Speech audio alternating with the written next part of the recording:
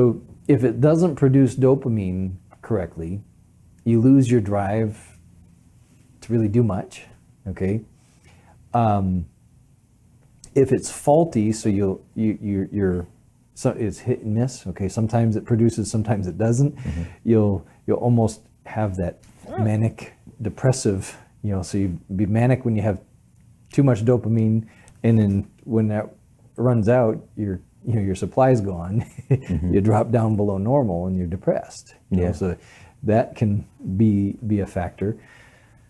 And the other thing, there's eating disorders are connected to dopamine, because dopamine not only is our driving force to survive hormone, it's our satisfaction hormone.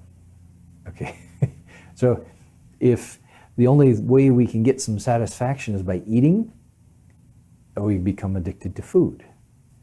Okay, and we have to find other ways to get satisfaction. We got to heal our gut so it's producing enough dopamine. Then another thing that happens is stress. Stress can be stress can be something that people become addicted to also. Okay, because when you're stressed, your body has to produce some dopamine to keep you driven to keep moving. Okay, to keep going. Okay, and some people, their gut is so unhealthy that they're not producing enough dopamine to begin with, and so they actually they're the what do you call them, drama queen, or drama magnets, or people that just, man, nothing ever goes smoothly for them. Those people can be addicted to stress, and so they create stress because it gives them that dopamine, that satisfaction hormone. Okay, then we have in the gut, if we're not producing serotonin, well, serotonin is what makes us happy. And so if the gut is, all these gut factors, diarrhea, constipation, irritable bowel, leaky gut, SIBO, gallbladder issues, Crohn's, all of these different gut disorders, right, directly affect both the quantity and the quality of serotonin that's produced in our gut. Okay, and so think about this. You can, something that happens is if our body has a dysfunctional environment in it, okay? A dysfunctional environment would be a swollen, inflamed environment, okay?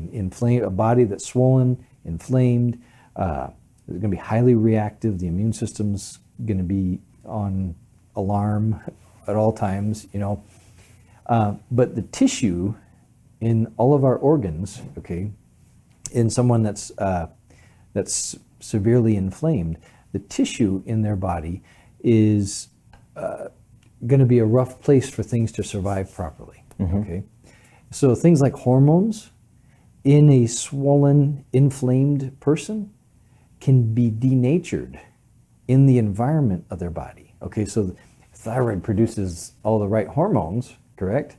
But as they're floating around through the bloodstream and going off into the tissues, the environment's so bad, it denatures that hormone and it doesn't work right.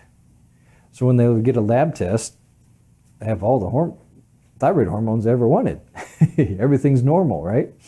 But they have every symptom you can imagine of an underactive thyroid.